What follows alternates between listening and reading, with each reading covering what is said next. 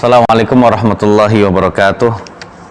Innal hamdalillahi nahmaduhu wa nasta'inuhu wa nastaghfiruh wa na'udzu billahi min syururi anfusina wa min sayyiati a'malina. May yahdihillahu fala mudhillalah wa may yudlil fala hadiyalah.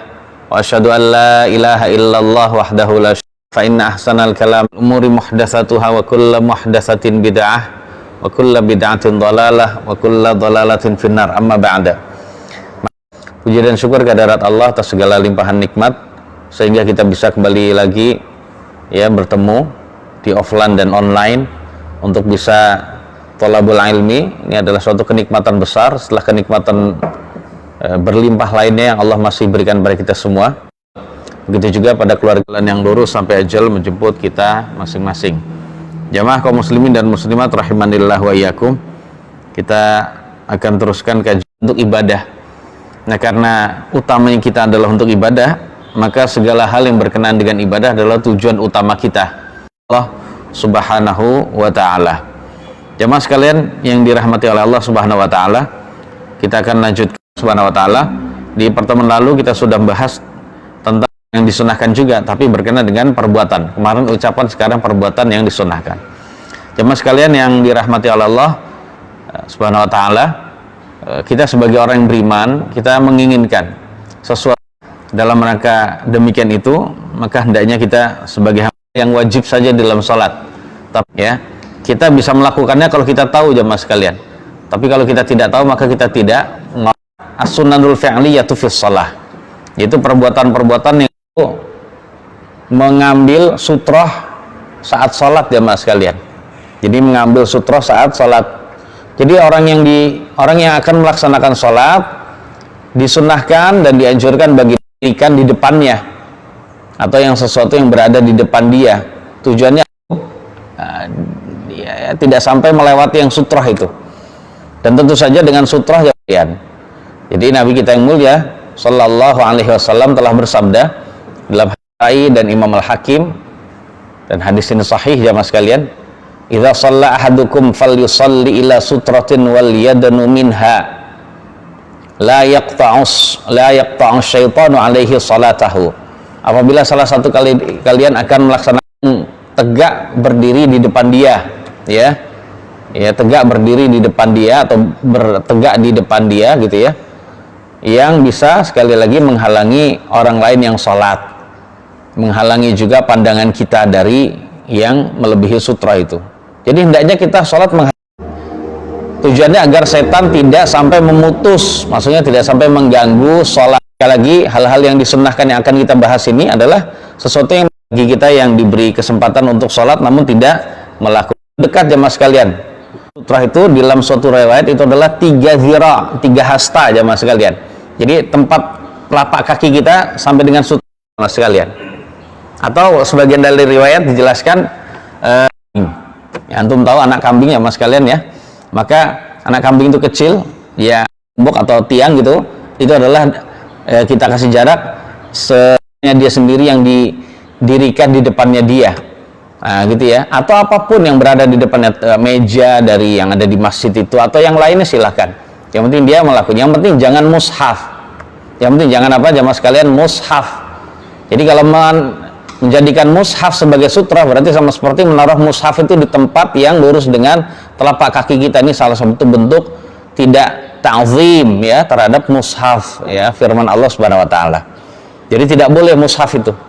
Nah, kebanyakan atau bukan kebanyakan, ada sebagian dari kita tidak mengerti demikian, ini tidak boleh. Ya. Jadi hal-hal yang dihormati tidak boleh kita, seperti hadis Nabi juga jangan. Hadis Nabi, misalnya kitab hadis maksud saya, itu juga jangan dijadikan sebagai sutroh ya, kecuali kalau memang itu berada di dalam tas. Kemudian jamaah sekalian, ketika dia sudah mengambil sutroh, kemudian mohon maaf ya, yang berikutnya sekali lagi yang namanya sutroh itu bisa tembok, bisa tiang atau tongkat yang dia tegakkan atau yang lainnya. Dan paling tidak, jadi Nabi memberi ukuran ya, sutroh itu paling tidak itu adalah setinggi muakhiratur rahli, itu setinggi kayu yang menjadi sandaran di kendaraan onta. Karena Nabi kita yang mulia sallallahu alaihi wasallam bersabda, "Idza wada'a ahadukum baina yadayhi mithla muakhiratir rahli falyusalli. La yubali man marra wara'a dzalika." Jadi apabila salah satu dari kalian telah meletakkan di depannya kayu seperti sandaran kendaraan. Jadi sandaran kendaraan, nah gitu ya. Ya, kira-kira sama jamaah sekalian, seperti sandaran kendaraan. Kayu sandaran kendaraan, maka silakan dia melaksanakan sholat. Jadi dia tidak usah memperdulikan orang yang lewat di depannya itu. Jadi maksudnya di depan sutrah itu tadi ya. Ya tentu saja jamaah sekalian, demikian itu membuat orang lain yang lewat itu merasa aman gitu ya. Dan juga dia tidak sampai terpengaruh pandangannya dengan orang-orang yang lewat mengambil sutrah di depannya. Lalu ada orang yang lewat, maka dia jangan biarkan orang yang lain tersebut lewat di depan dia. Jadi ada orang lewat dibiarkan saja, ini tidak boleh jemaah sekalian. Ini berdasarkan sabda Nabi yang mulia sallallahu alaihi wasallam, "Idza kana ahadukum yusalli fala yada' ahadan yamurru baina yadayhi wal yadra'hu mastata' fa in aba faliqatilhu fa innama huwa syaitan." Jadi apabila salah satu dari kalian salat, maka jangan sekali-kali dia membiarkan seorang pun, perhatikan ya jemaah sekalian, ahadan, jangan membiarkan ya seorang pun yang lewat di depan dia. Hatal atfal ya mas kalian, sampai anak-anak kecil jangan kita biarkan lewat di depan kita.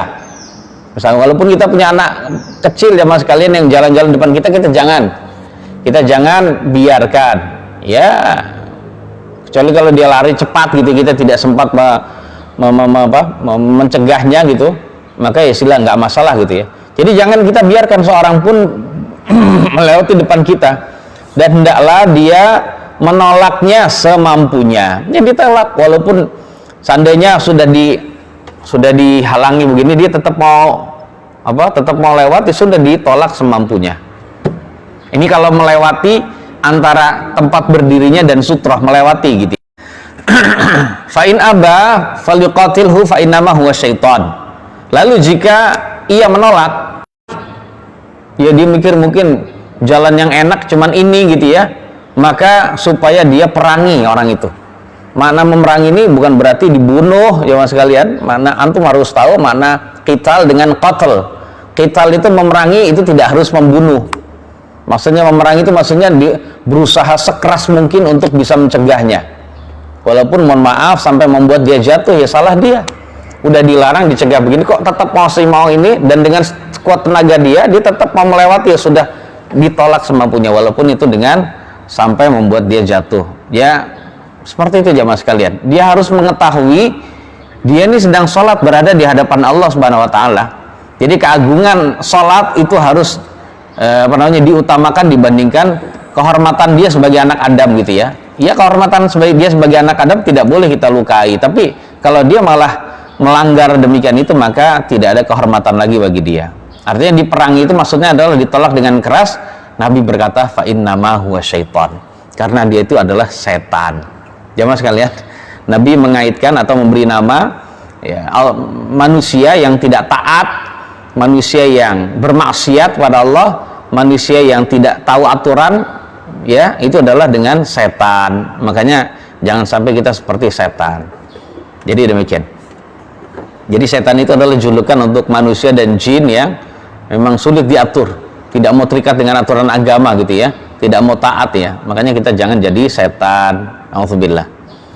Kemudian ada pertanyaan begini jamaah sekalian, ya bahwasannya bagaimana kalau ada seseorang, jadi hadis ini intinya menunjukkan bahwasannya kalau orang yang sedang sholat itu sudah membuat sutroh atau sudah mengambil sutroh di depannya dia dengan tembok, tiang atau sesuatu yang ditegakkan, maka dia tidak boleh lewat.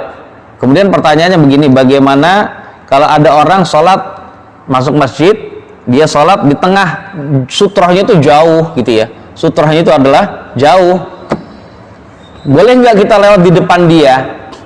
Jawabannya boleh ya mas kalian, jawabannya boleh, yang penting lebih dari satu sujudannya dia, lebih dari satu sujudannya dia, jadi tidak mengapa. Sebab bagi kita ya yang ingin melewati belakangnya dia agak sulit ya mas kalian, agak lama gitu ya. Jadi untuk menghilangkan keadaan yang berat bagi orang yang akan lewat, maka saat itu diperkenankan dia melewati depannya orang yang sholat, yang penting lebih dari 1 sujudan gitu ya. Jadi jangan pas 1 sujudan jamaah sekalian ya, seperti itu ya. Sebab apa? Jadi kawasan atau tempat yang lebih dari 1 sujudan adalah hak orang lain. Dia nggak menggunakan sutroh dan tidak mendekatnya, itu adalah kekeliruan dia, kelalaian dia, dan tidak sampai menyebabkan orang lain menjadi berat harus lewat di belakang dia, tidak demikian. Dan kemudian jemaah sekalian harus tahu tentang dosanya orang yang meninggalkan orang yang melewati depannya orang yang sholat. Jadi dalam suatu hadis riwayat, seandainya ya orang yang lewat itu mengetahui dosa yang dia dapatkan karena melewati depan orang yang sholat, maka seandainya dia berhenti selama 40 masa, itu lebih baik daripada dia harus melewati depannya. Jadi kalau dia tahu dosanya, maka seandainya dia suruh menunggu atau seandainya dia menunggu selama 40 masa, itu lebih baik daripada melewati. Ya, daripada dia disiksa, lebih baik dia nunggu sampai orang yang sholat itu selesai, walaupun sampai 40 masa. 40 masa itu tidak disebutkan Nabi jamaah sekalian. Apakah 40 tahun, apakah 40 bulan, 40 hari, 40 jam gitu, pokoknya 40 masa. Jadi menunjukkan jamaah sekalian ini adalah dosanya tidak main-main beratnya ya. Kemudian tentang masalah hal ini jamaah sekalian ya, menjelaskan jamaah sekalian, beliau menjelaskan ya penukilan dari Imam Ibn Battal. Jadi kata Al-Imam Ibn Hajar berkata, Imam Ibn Battal dan selain beliau menukil kesepakatan para ulama bahwasannya seseorang tidak boleh berjalan dari tempatnya untuk menolak orang lain. Contohnya gini ya mas sekalian, dia naruh sutrohnya agak jauh, mengambil sutrohnya agak jauh gitu ya. Nah, kemudian ada orang lain ingin lewat di depan dia. Nah, semua ulama sepakat ya mas sekalian bahwasannya orang yang sedang sholat ini tidak perlu berjalan untuk mencegah dia. Maksudnya jangan lewat depan saya gitu, jangan, nggak perlu seperti itu ya.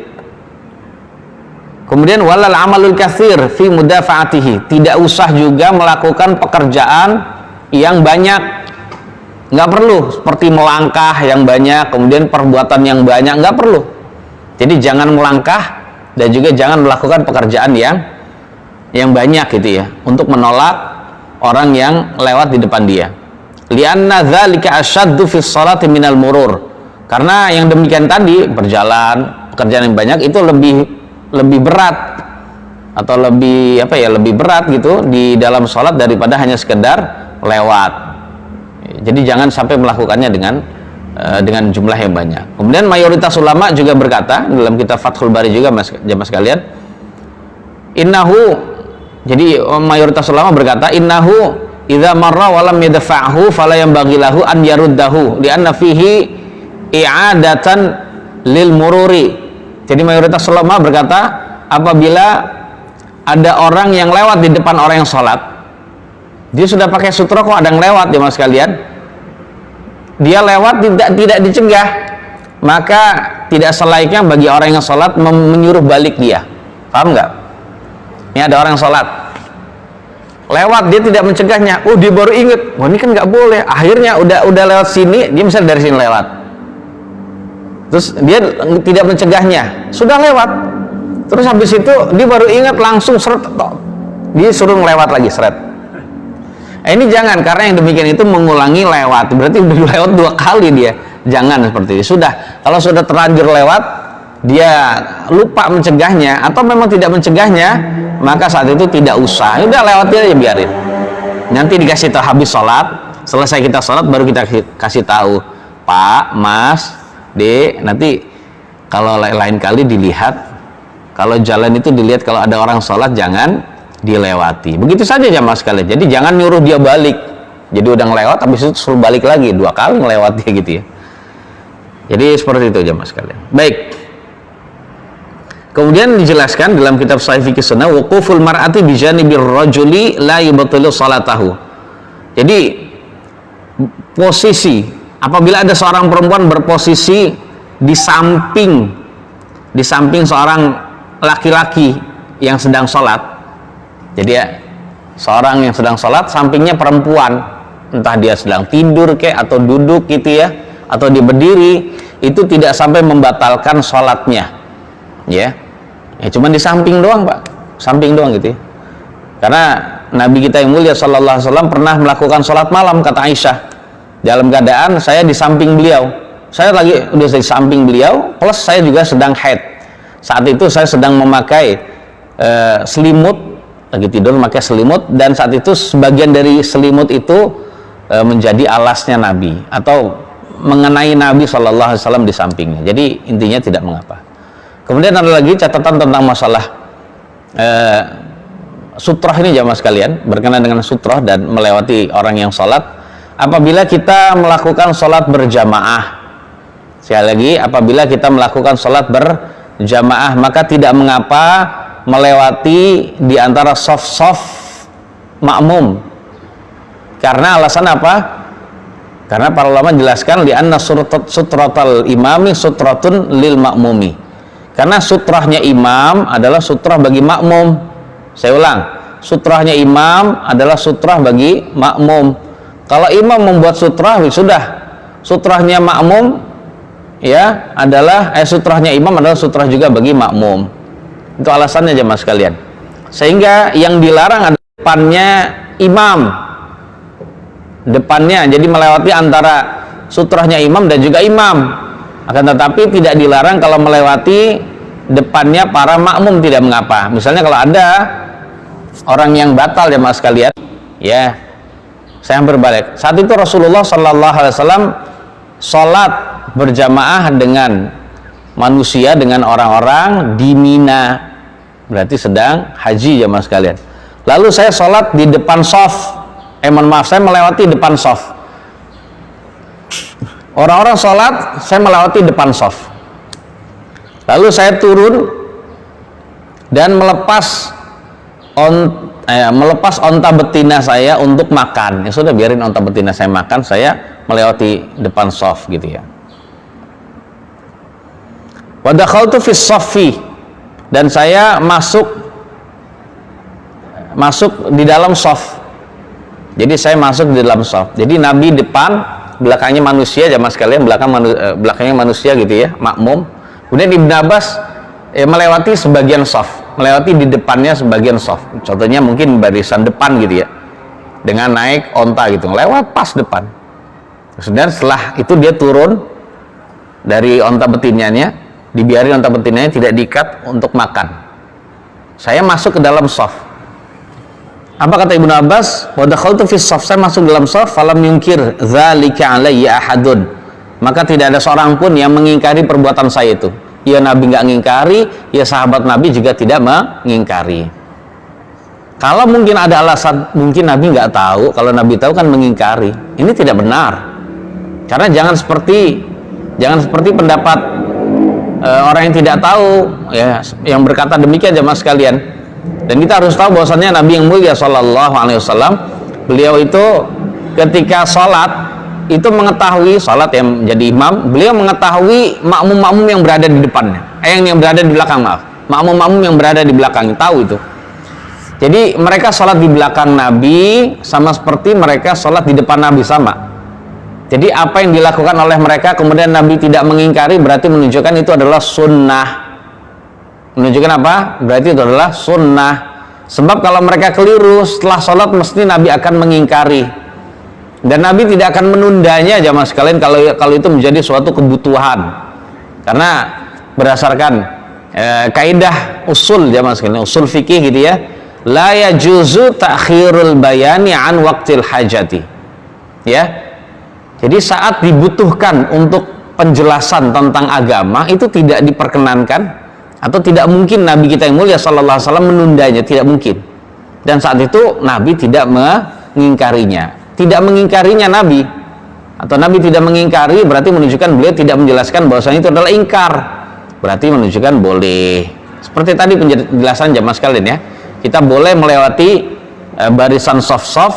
Nah, adapun hadis atau beberapa hadis yang menjelaskan tentang larangan melewati depan orang yang sholat adalah larangan melewati depan orang yang sholat sendirian, atau atau dia imam ya, seperti itu.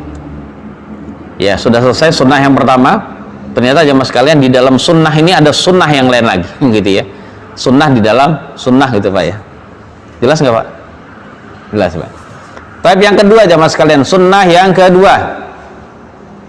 Sunnah yang kedua di dalam salat adalah rafa'ul yadaini 'inda takbiratil ihrami wa 'inda ruku'i war raf'i minhu wa 'inda al-qiyami minat tasyahhudil awwali wa kadza 'inda kulli raf'in wa khafdin. Yaitu jamaah sekalian disunnahkan mengangkat kedua tangan saat takbiratul ihram. Jadi mengangkat kedua tangan saat takbiratul ihram ketika ruku, dan mengangkat kepala dari ruku dan atau awal. Begitu juga disunnahkan terkadang untuk mengangkat tangan pula setiap gerakan naik dan turun.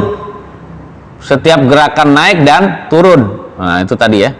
Setiap gerakan mengangkat dan menunduk gitu ya. Karena gerakan sholat itu kalau nggak rafa, mengangkat, ya turun gitu ya. Jadi gini jamaah, ya seperti itu. Salam juga mengangkat tangan nih. Oh, penting jamaah sekalian. Terkadang demikian. Contohnya ketika mau ruku, mau sujud, maaf ya.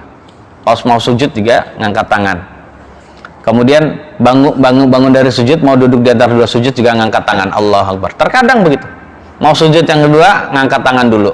Bangkit, ngangkat tangan. Begitu setiap kali gerakan naik dan turun itu ngangkat tangan terus gitu ya. Terkadang itu terkadang dari Nabi yang mulia Sallallahu Alaihi Wasallam. Namun yang dirutinkan Nabi adalah 4 saja jamaah sekalian. Ya seperti itu. Yang kita bacakan hadisnya. Hadis yang pertama adalah hadis riwayat Imam Al-Bukhari, Abu Daud, ya, dari sahabat Nabi Ibnu Umar. Beliau menjelaskan bahwasanya beliau menjelaskan tata cara salatnya Nabi. Anna bin Umar, kata Nafi', karena idza dakhala fi sholati kabbara wa rafa'a yadayhi. Kebiasaan Ibnu Umar ini adalah majikannya Nafi' dulu. Dan Nafi' adalah mantan budaknya Ibnu Umar. Jadi walaupun dia budak, jamaah sekalian, adalah budak yang senang ngaji kepada majikannya yang memang lemah lembut, baik, dan banyak mengamalkan ilmu, dan dilihat oleh siapa? Oleh si Nafi ini. Jadi selain melayani, dia juga ngaji gitu ya kepada ulama Ibnu Umar ini. Jadi Ibnu Umar ketika dia masuk dalam sholat, beliau membaca takbir dan mengangkat kedua tangannya. Wa idza raka'a rafa'a yadayhi. Dan ketika dia mau ruku, maka dia mengangkat kedua tangannya. Wa idza qala sami'allahu liman hamidah rafa'a yadayhi. Ketika dia mengatakan sami'allahu liman hamidah, beliau mengangkat tangannya. Ya, seperti itu. Kemudian dan ketika wa idza qama min ar-rak'ataini rafa'a yadayhi, dan ketika beliau bangkit dari 2 rakaat, maksudnya dari tasyahud awal, maka beliau juga mengangkat kedua tangannya. Jadi 4 ya, takbiratul ihram, ruku, i'tidal, dan juga bangkit dari 2 rakaat, maksudnya bangkit dari tasyahud awal. Wa rafa'a dzalika ila nabiyillahi sallallahu alaihi wasallam. Dan beliau menyandarkan, ya, menisbatkan perbuatannya tersebut kepada Nabi Sallallahu Alaihi Wasallam. Artinya beliau mengatakan, ya begini yang dirutinkan Nabi, begini yang dilakukan oleh Nabi kita yang mulia Sallallahu Alaihi Wasallam. Ya jamaah sekalian, seperti itu. Makanya kalau dahulu kita masih di dalam aliran Islam jamaah, jamaah sekalian, perhatikan ya, yang mantan Islam jamaah. Kalau kita dulu di dalam aliran Islam jamaah, ya, kita melakukan ngangkat tangan saat kita menjadi masbuk gitu ya. Setiap masbuk ngangkat tangan, mau masbuknya berapa rakaat saja, untuk menyempurnakan sholat sendiri dia ngangkat tangan. Ini adalah sesuatu yang tidak disunnahkan, sesuatu yang tidak disunnahkan. Nggak ada dalilnya ketika dia jadi masbuk ngangkat tangan, menyempurnakan sholat dia ngangkat tangan. Paham maksudnya Pak ya? Jadi dia masbuk kan imam salam, dia nggak salam kan, dia naik. Ketika naik itu dia ngangkat tangan, Allah Akbar. Ya gitu Pak. Paham nggak maksud? Nah ya. Jadi ketika menuju rakaat baru dia ngangkat tangan. Jadi sama seperti bangun dari tasyahud awal. Yang benar adalah tidak ngangkat tangan. Kecuali ada kecuali jemaah sekalian. Kecuali kalau kita saat itu memang menuju rakaat ketiga. Ya dari rakaat kedua kita berarti contohnya 4 rakaat ketika ketinggalan 2. Kita ketinggalan 2 rakaat dari imam gitu ya. Maka saat imam salam kita berdiri dan kita ingin menuju rakaat yang ketiga, dari rakaat kedua ketiga berarti saat itu disunahkan ngangkat tangan berdasarkan hadis riwayat Imam Al-Bukhari, Muslim dan Abu Daud ini. Tapi kalau tidak pada rakaat ketiga, tidak menuju rakaat ketiga, tidak usah. Pada dasarnya tidak usah, kecuali kalau memang pas dari rakaat kedua ke rakaat ketiga gitu ya. Wadih? Jelas ya? Kemudian juga berarti dari sini kita tahu jemaah sekalian kekeliruan sebagian saudara kita yang kalau lagi sholat pas lagi mau ruku dia tidak ngangkat tangan. Ada nggak? Dia pas lagi sholat gini, jadi contohnya dia sholat, dia pas mau ruku dia tidak ngangkat tangan. Kan sunnahnya gimana? Allahu Akbar ruku gitu kan. Tapi dia begini, Allahu Akbar, takbir saja. Kemudian ketika i'tidal baru ngangkat tangan, Allahu Akbar. Iya, sami Allah liman hamidah. Lupa. Jadi ketika dia i'tidal, sami Allah liman hamidah, baru dia ngangkat tangan. Ya. Tempat-tempatnya mengangkat tangan yang dirutinkan oleh Nabi yang mulia sallallahu alaihi wasallam.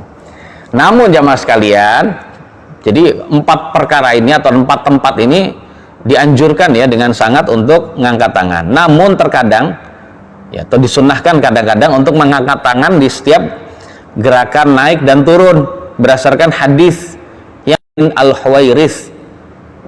Ya, diceritakan bahwasanya annahu ra'an Nabiy sallallahu alaihi wasallam rafa'a yadayhi fi salatihi idza raka'a wa idza rafa'a ra'sahu min ar-ruku' wa idza sajada wa idza rafa'a ra'sahu min as-sujudi hatta yuhadhiya bihima furu'a udhunaihi. Jadi Malik bin Al-Huwairits, ini sahabat Nabi yang mulia ya, pernah melihat Nabi mengangkat kedua tangannya di dalam salatnya ketika beliau mau ruku'. Yang pertama, ketika mengangkat kepalanya dari ruku', ketika akan sujud. Loh, ketika akan sujud ya Mas sekalian, ini kan nggak lazim ya. Tapi beliau melakukannya. Ketika mengangkat kepala dari sujud, sehingga jadi mengangkat tangannya sehingga meluruskan kedua tangannya pada cuping telinganya. Jadi gini. Nah, gitu. Karena memang sunnahnya ya Mas sekalian, meluruskan kedua tangan pas lagi mengangkat tangan itu pada kedua telinga atau pundak. Jadi begini. Seperti itu. Nah, kalau dalam hadis ini itu adalah pada 2 cuping telinga. Furu' itu adalah cuping telinga di sini. Nah, gitu tadi. Ya, intinya adalah ngangkat tangan ya Mas sekalian. Intinya adalah ngangkat tangan. Jadi mau sujud dan bangkit dari sujud menuju duduk, ini adalah mengangkat tangan yang tidak lazim, namun ya ini adalah disunnahkan kalau kita lakukan secara jarang-jarang, tidak rutin.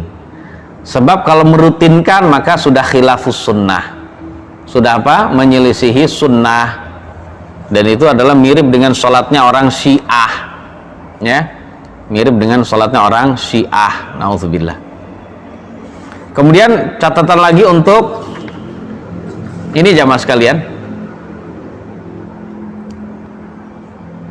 untuk tempatnya mengangkat tangan saat takbiratul ihram. Saat takbiratul ihram. Saya ulang ya. Tempatnya mengangkat tangan saat takbiratul ihram itu ternyata riwayat berbeda-beda. Jadi saat takbiratul ihram nih khususnya jamaah sekalian ya. Ini mengangkat tangannya berbeda-beda. Terkadang Nabi yang mulia sallallahu alaihi wasallam mengangkat kedua tangannya bersamaan dengan takbir. Contohnya begini, Allahu Akbar. Jadi ngangkat tangan bareng dengan takbir. Atau kalau lurus telinga, Allahu Akbar. Terkadang juga jamaah sekalian, itu kalau bareng ya. Terkadang juga setelah takbir. Jadi ngangkat tangan dulu, baru takbir. Jadi begini, angkat tangan dulu, Allahu Akbar, nah gitu. Atau Allahu Akbar, ngangkat tangan dulu, ngangkat tangan. Habis itu baru takbir. Atau juga takbir dulu baru ngangkat tangan. Itu beliau mengucapkan takbir dulu, Allahu Akbar. Boleh. Itu juga sama-sama riwayatnya sahih. Ya, seperti itu. Kemudian saat ngangkat tangan, disunahkan kedua tangan diangkat dan memanjangkan atau membuka ya, membuka jari-jarinya. Jadi nggak begini. Karena orang salatnya agak malas itu. Allahu Akbar. Jadi dipanjangkan, dibuka gitu ya. Jadi menjadikan jari-jari ini lurus telinga atau lurus pundak. Jadi seperti itu. Yang penting jangan lurus pusar ya mas kalian. Gimana lurus pusar? Gimana salat gini dia? Allahu Akbar. Pendek banget gitu ya. Allahu Akbar. Apa ini lurus pusar?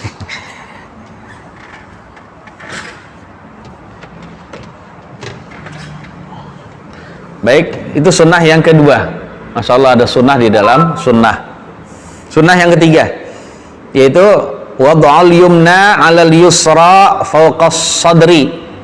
Wad'al yumna 'alal yusra fawqas sadri, itu meletakkan telapak tangan kanan pada telapak tangan kiri di atas dada.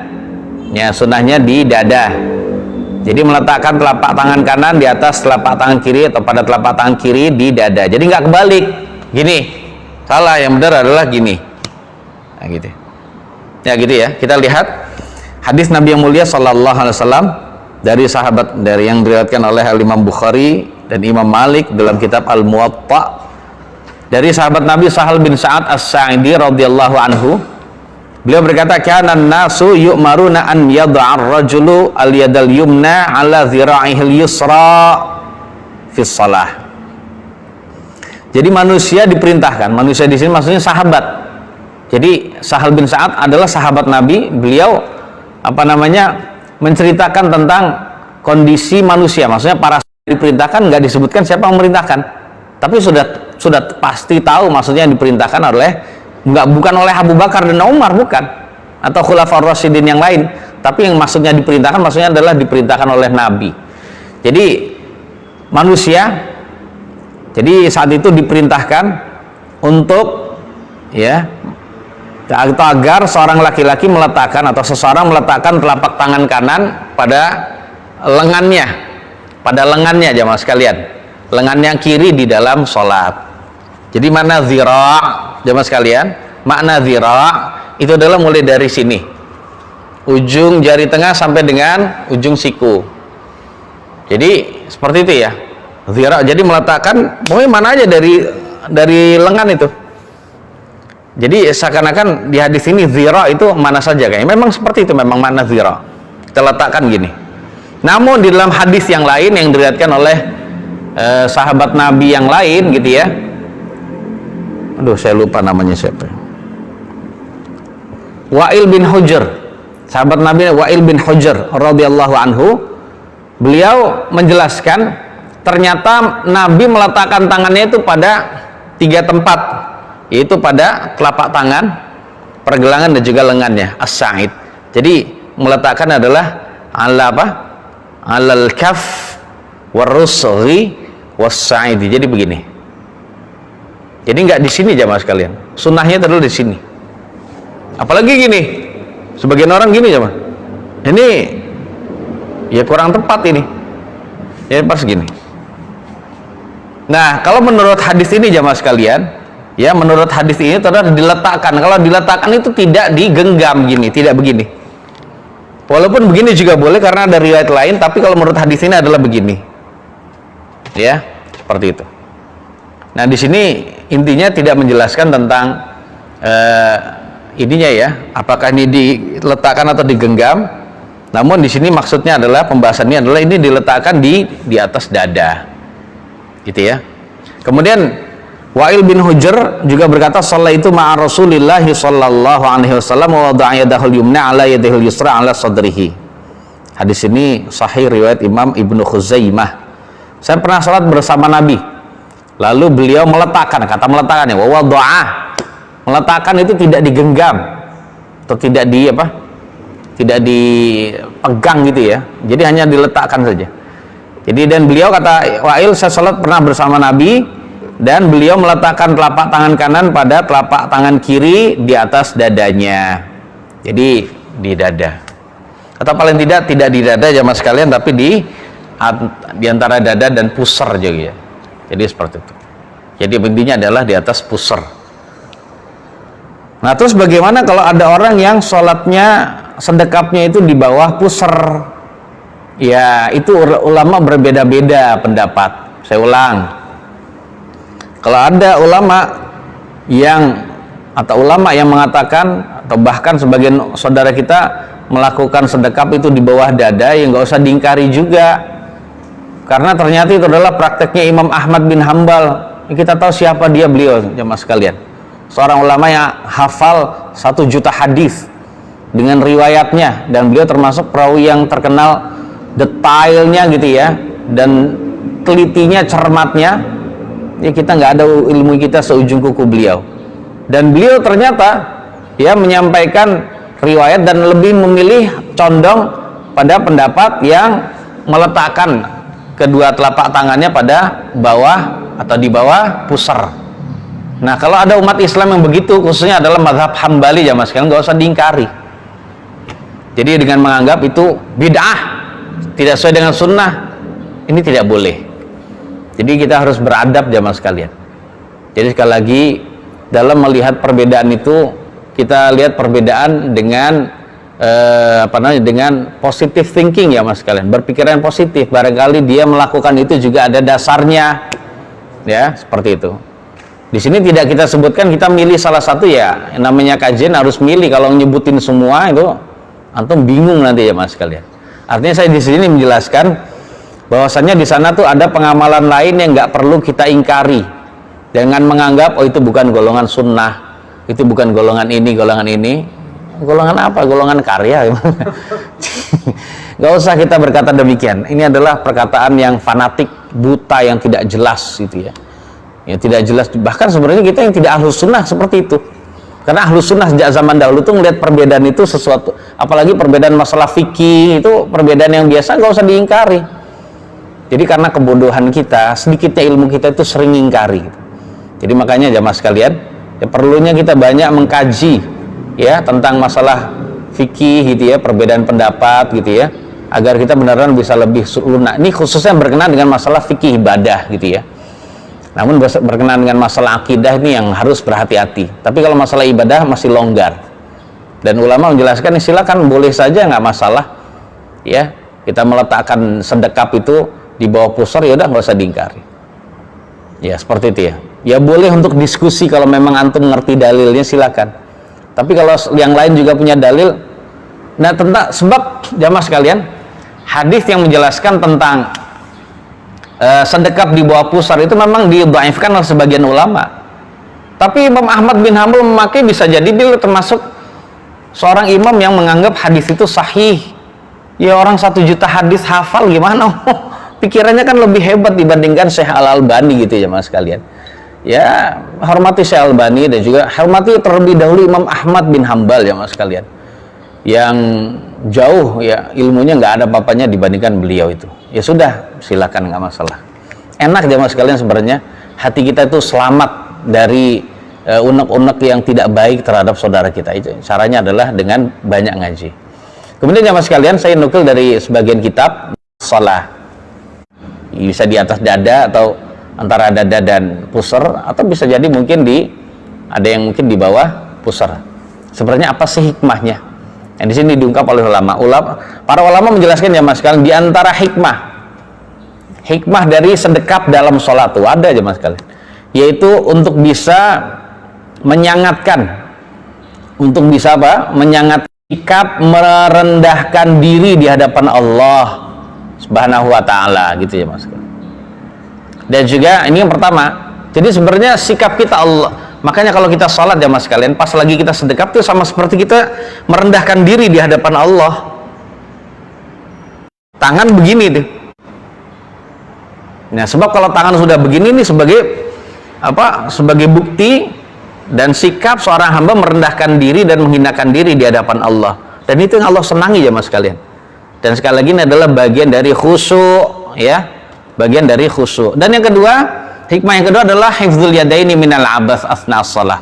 Yaitu menjaga tangan, menjaga kedua tangan agar tidak bermain-main di dalam salat. Sebab kalau tangannya dilembrehkan ya mas, atau dilembrehkan bahasa Jawa, di tangan diluruskan begini, ini ya sambil baca gitu, seperti mazhab Maliki, sebagian dari mazhab Maliki ya mas kalian, dibaca Al-Fatihah begini, Alhamdulillahi Rabbil Alamin Ar-Rahmanir Rahim. Ini membuat potensi tangan ini bermain-main itu karena dia nyentuh apa? Nyentuh kain gitu ya. Gini kain gitu ya. Nih, gini kain gitu ya. Dan lain-lain gitu ya. Atau dia giniin tangan nih. Nah, gini tangan. Jadi bermain-main dalam apa?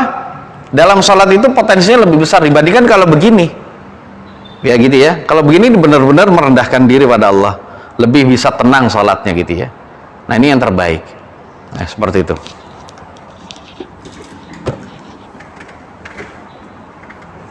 Ya sekali lagi, memang salah satu definisi khusyuk itu adalah kita merendahkan diri, hati kita itu merendahkan diri kepada Allah Subhanahu wa taala.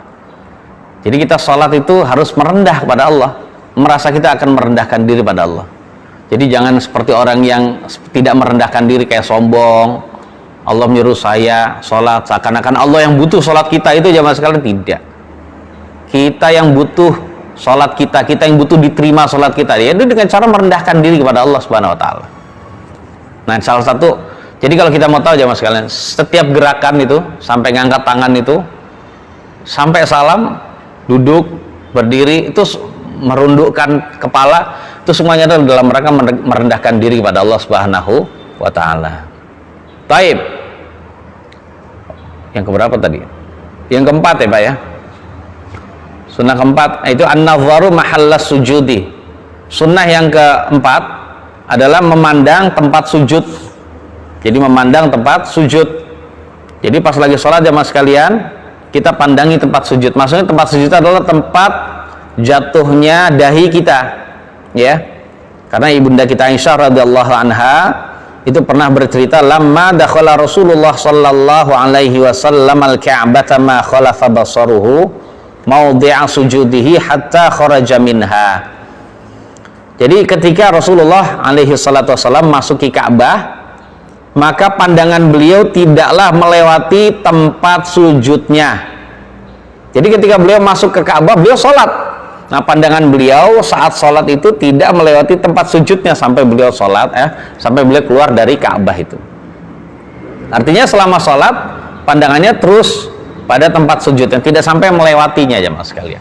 Ini sunnah, sekali lagi sunnahnya kalau kita sholat, memandang pada tempat sujud. Berarti menunjukkan konsekuensinya kita kepalanya agak merunduk. Ya nggak harus menunduk banget sih, tapi yang intinya gini, melihat gitu ya. Dan kalau kita pandangannya dalam sholat satu fokus jamaah sekalian, itu akan lebih membuat hati kita bisa mudah, bahkan lebih mudah meraih kekhusyuan yang merupakan ruhnya sholat. Berbeda dengan orang yang pandangnya kemana-mana jamaah sekalian, apalagi pandangnya ke depan, ke kanan, ke kiri gitu ya. Itu akan mempengaruhi hati, karena hati itu bisa terpengaruh dengan apa yang dia pandang. Iya enggak? Apa yang dia pandang dan lihat itu. Wah, ada inian, ada. Walaupun yang dilihat itu adalah pohon. Saat itu dimikir, pernah belajar biologi, pohon itu dari ini. Ini sholat, ini harusnya di hadapan Allah. Allah tahu kita. Jadi apa? Isi hati kita diketahui oleh Allah loh. Nah, kalau sudah diketahui isi hati kita, ternyata mikirin biologi misalnya ya mas sekalian. Ya, mikirin pohon itu dari ini karena ini ada. Terus ternyata daun itu adalah membuat menghasilkan oksigen dan sebagainya. Itu Allah tahu apakah saat itu Allah akan menerima salat kita ya mas sekalian, yang nggak ada ruh sama sekali di dalam salatnya. Ya, sangat jauh untuk diterima ya mas sekalian, sangat jauh. Makanya ya sangat layak kalau kita habis salat itu membaca istighfar, karena memang kita jangan merasa puas dengan kita udah selesai salat berjamaah dapat lipatan gitu ya. Sebelumnya sholat sunnah, emang yakin bisa diterima sholat kita? Emang yakin sholat kita itu saat itu dalam keadaan sudah sempurna? Masih banyak lalainya jemaah sekalian. Maka layak bagi kita habis itu baca, setelah salam baca istighfar, astagfirullah, astagfirullah, astagfirullah, gitu tadi ya. Itu hikmah yang diajarkan oleh ulama dari istighfar setelah sholat adalah dalam rangka agar kita tidak berbangga diri dengan amal soleh yang sehebat apapun amal soleh kita yang baru saja kita lakukan. Tetap kita harus memperbanyak istighfar karena mesti ada kekurangan di situ ya. Nah, termasuk juga sama dengan hikmahnya kita habis keluar dari WC baca ghufranak, itu istighfar juga kan, ucapan istighfar juga. Ghufranak itu maknanya itu tadi. Nabi yang mulia sallallahu alaihi wasallam menganggap beliau tidak zikir di WC itu adalah sebagai bentuk kelalaian. Walaupun beliau di hati zikir, tapi secara lisan tidak zikir, itu beliau anggap sebagai apa? Sebagai kekurangan. Jadi demikian. Namun jamaah sekalian, kita sudah tahu sunnah yang keempat adalah memandang tempat sujud. Namun diperbolehkan jamaah sekalian, diperbolehkan kalau kita sholat ya sekali-kali memandang imam di depan ya, dia harus lihatnya pada lantai belum, akhirnya dilihat gitu ya, maka boleh jamaah sekalian. Nah setelah itu ditaruh lagi pandangannya pada tempat sujud. Wallahu a'lam bishawab. Ya saya rasa cukup dulu, insya Allah kita lanjutkan. Ini masih banyak sunnahnya Pak, sunnah di dalam sunnah. Inilah pentingnya kalau kita kaji secara lebih dalam, sunnahnya itu kita bisa lakukan. Insya Allah sunnah-sunnah ini jamaah sekalian, walaupun kita belum kaji, antum sudah melakukannya jamaah sekalian. Antum sudah melakukannya. Insya Allah nanti lebih dalam di pertemuan yang akan datang. Barangkali di antara jamaah sekalian di masjid atau di manapun antum berada, ada yang mau bertanya, dipersilakan. Silakan Pak Don. Untuk sutra, bila kita tidak temukan barang atau apa sesuatu, apa bisa nggak jamahnya kita jadikan sutra? Oh baik. Jadi ada yang duduk, kita jadikan sutra belakang ya. Baik. Jadi kalau kita nggak menjumpai sutra apapun di depan kita karena tembok-tembok sudah dipenuhi orang gitu ya, tiang-tiang sudah diisi orang, kita juga nggak bawa tas gitu ya, boleh nggak kita menjadikan jamaah yang depan kita, yang dia sholat atau dia duduk sebagai sutra kita? Jawabannya boleh. Jawabannya boleh. Ada riwayat jamaah sekalian, saya tidak tahu, saya lupa yang berkata siapa ini, apakah Nabi atau sahabat Nabi. Jadi kalau dia tidak menjumpai sutra, maka dia berkata kepada orang yang di depannya, wallini dhahraka, berikan saya punggungmu. Gitu maksudnya, saya akan sholat di belakang kamu, maksudnya begitu. Wallini dhahraka. Jadi boleh nggak masalah Pak. Yang penting dimakruhkan kita menjadikan sutra itu orang yang berada di depan kita yang sedang ngobrol. Kenapa Pak? Ya pasti terpengaruh. Ya gitu ya. Jadi orang yang sedang ngobrol jangan. Ya, kecuali kalau dia baca Al-Quran, tapi baca Al-Quran yang tidak keras. Baca Al-Quran ada suara tapi tidak keras, sehingga tidak mengganggu kita, tidak mengapa. Nah demikian Pak. Wallahu a'lam. Kemudian mengangkat tangan, tadi kan disebutkan mengangkat tangan pada saat takbiratul ihram. Untuk gerakan takbiratul ihram, apakah dia mau ruku atau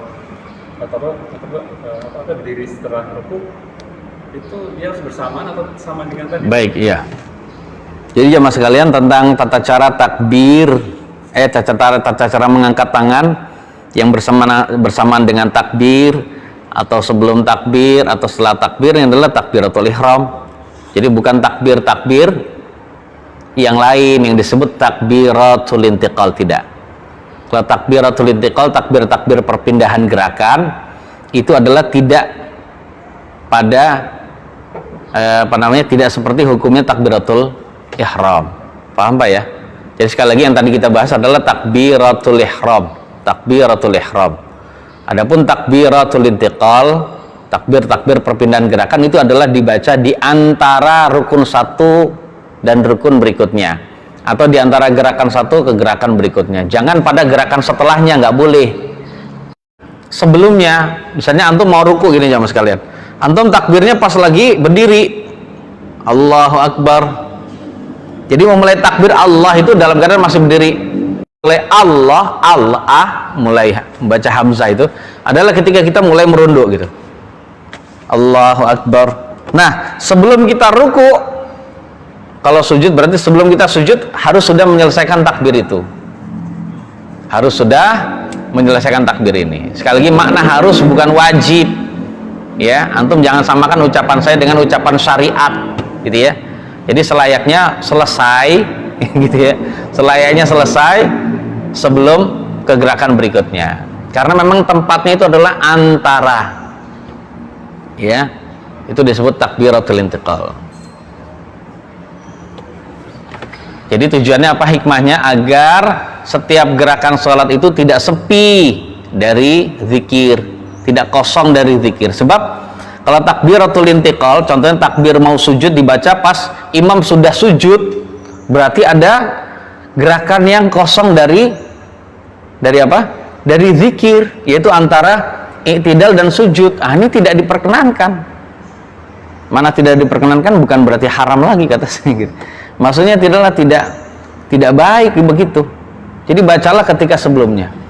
Makanya baca takbiratul intiqal jangan kepanjangan Allahu Akbar, nggak usah Allahu Akbar gitu aja. Ya mau panjang itu kalau gerakannya agak panjang, seperti antara i'tidal dengan sujud, atau antara sujud antara apa? Ya sujud yang kedua mau naik ke rakaat berikutnya agak panjang nggak masalah. Tapi misalnya pas mau ruku pendek aja Allahu Akbar, selesai ya. Kadang orang milih lagu sih, biar kayak imam ini imam itu. Jadi pedoman kita bukan imam ini imam itu jamaah sekalian. Imam sholat maksud saya, syekh ini syekh itu bukan. Tapi sunnah, pedoman kita adalah sunnah Nabi yang mulia sallallahu alaihi wasallam. Wallahu a'lam. Ada lagi Pak? Silakan yang dari online. Ada dari Facebook. Assalamualaikum Ustaz. Ketika saya sedang sholat, pikiran saya sering kemana-mana. Bagaimana menjaga sholat kita agar bisa fokus kepada sholat hingga tidak lupa. Saya sudah masuk rakaat keberapa? Lupa lagi. Mohon penjelasan Ustaz. Saya kemana-mana sampai saya lupa bacaan sholat. Sekali lagi, umumnya manusia atau ya wajar manusia mas sekalian. Namun sekali lagi itu benar-benar kan tidak dosa. Ya tidak dosa karena Nabi kita yang mulia, beliau menyatakan kalau memang kita lupa ini rakaat kedua atau ketiga, maka ya ini ada solusi dari Nabi adalah membaca melakukan 2 kali sujud sahwi. Terus bagaimana solusinya agar kita bisa khusyuk? Ya pertama jamaah sekalian harus tahu dulu definisi khusyuk itu apa. Definisi khusyuk itu apa gitu ya.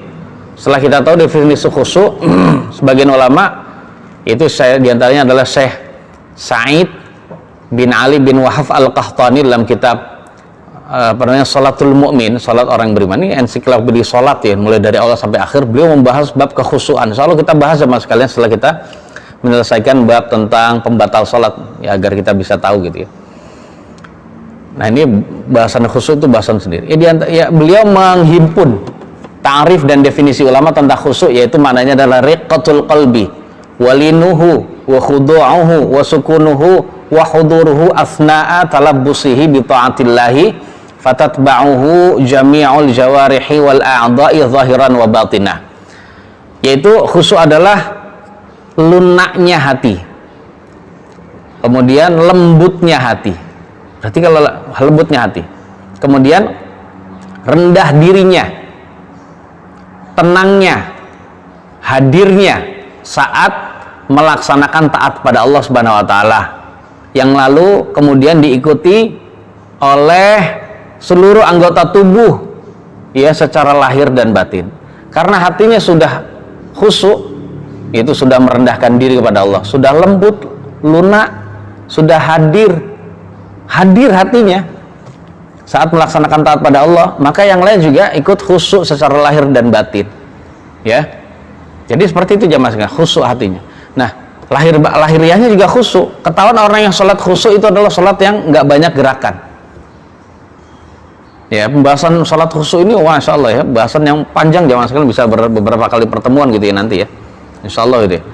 Jadi itu bisa kelihatan, makanya kita bisa tahu sholatnya orang yang tidak khusyuk, atau kita bisa menilai sholat kita tidak khusyuk banyak gerakan. Ada gerakan selain sholat yang nggak penting, maksudnya nggak perlu. Apa coba contohnya gerakan gini,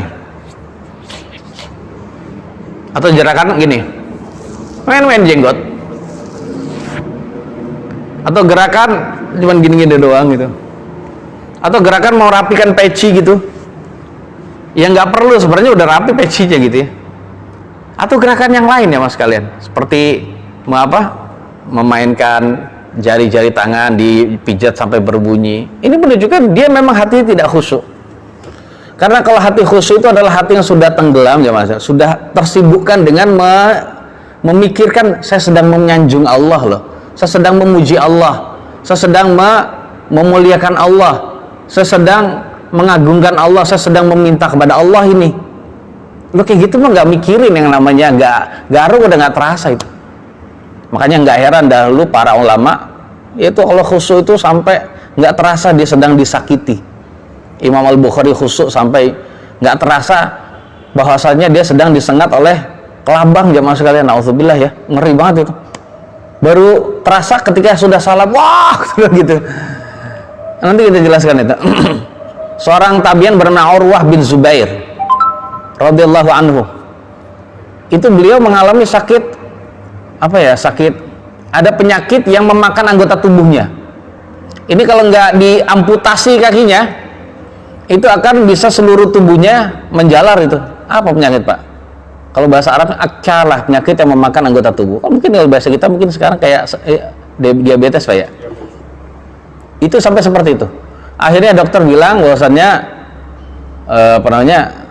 Anda harus memotong kakinya. Kalau tidak itu akan menjalar sampai paha dan sampai kemaluan dan sebagainya. Udah akhirnya sudah potong. Dia terima itu. Ditakdirkan demikian itu.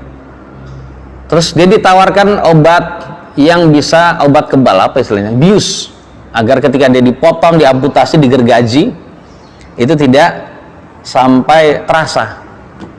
Terus dia tidak mau jamaskan, walaupun sebenarnya boleh dalam syariat itu, tapi dia tidak mau, ingin membersihkan perutnya dari yang haram itu.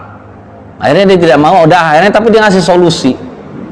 Ya sudah, nanti kalau kalian ingin mengamputasi kaki saya, amputasilah kaki saya ketika sedang sholat. Ya Allah, seperti itu. Dan akhirnya udah dia dalam keadaan sholat sudah semakin dalam, tenggelam di dalam memuji Allah, dan nikmatnya dalam memuji Allah itu bisa membuat dia nggak terasa saat dipotong kakinya itu.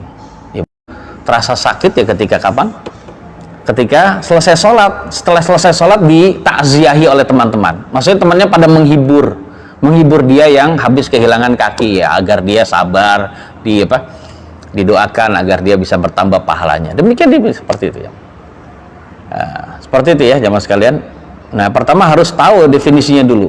Berarti pas lagi sholat kita harus tunduk jamaah sekalian. Jangan sekali-kali kita merasa bahwasanya kita nggak butuh sholat. Kita butuh sholat, butuh diterima, butuh masuk surga. Karena nggak mungkin orang masuk surga tanpa sholat. Nah itu tadi. Dan sholat pun tidak sembarangan, sholat yang benar-benar khusyuk. Nah, karena tahu pentingnya seperti itu, maka kita insya Allah akan membutuhkannya. Kedua, diantara sebab-sebab khusyuk adalah kita tahu persiapan jamaah sekalian. Kita persiapan hati kita saat sebelum sholat. Di antara persiapannya adalah kita merasa, saya mau ngapain sih? Sholat. Saya sholat ngapain sih? Mau menghadap Allah. Nah, saat itulah kita akan tahu saya akan menghadap Allah, itu zat yang akan melihat sholat saya dan akan mengetahui hasil sholat saya, dan akan menolak sholat saya kalau dia mengetahui sholat saya ternyata nggak ada ingatnya sedikit pun terhadap Allah. Nah, kalau sudah demikian itu jamaah sekalian, kita akan mempersungguh dan bersungguh-sungguh gitu ya, jadi untuk bisa melakukannya. Dan juga sebab-sebab yang lain, diantara yang bisa nah ini pembahasan kita yang bisa membuat kita khusyuk dalam sholat adalah mengamalkan itu sunnah-sunnah yang disyariatkan di dalam agama kita. Wallahu a'lam bishawab. Insyaallah kita akan bahas bersama-sama nanti. Iya. Di luar tema nggak apa-apa Ustaz ya? Ya boleh, mudah-mudahan saya bisa jawab. Masalah kurban Ustaz, ini pertanyaan banyak yang ditanyakan nih, diulang-ulang. Bismillah. Assalamualaikum. Untuk kurban sendiri lebih afdol mana dilakukan di tempat kita tinggal sementara sudah banyak yang berkurban di tempat tersebut, atau dilakukan di kampung kita dengan alasan sedikitnya orang yang berkurban di sana dan dirasa manfaatnya akan lebih banyak dari yang di kampung? Mohon nasihatnya. Iya, jazakallah khairah kepada penanya dan juga kepada penanya yang lainnya. Bahwasannya kurban itu pada asalnya adalah ya itu sebaiknya ya, di tempat kita di mana berada, karena yang demikian itu bisa kita rasakan manfaatnya apabila kita memberikan kepada orang-orang miskin yang ada di sekitar kita. Sebab kalau yang kaya, orang yang mampu itu memberikan kasih sayang kepada orang miskin yang jarang makan daging, akhirnya dia bisa makan daging gitu ya, maka orang miskin itu akan baik juga dengan kita, sehingga terwujudlah masyarakat Islam yang benar-benar rukun dan damai sejahtera gitu ya. Jadi tidak ada lagi kelaparan gitu ya, karena orang yang fakir itu benar-benar diperhatikan, sehingga orang fakir itu tidak ada rasa iri terhadap orang kaya, karena orang kaya ternyata peduli gitu ya. Nah, itu intinya seperti itu. Jadi bisa dirasakan langsung oleh orang yang berkurban.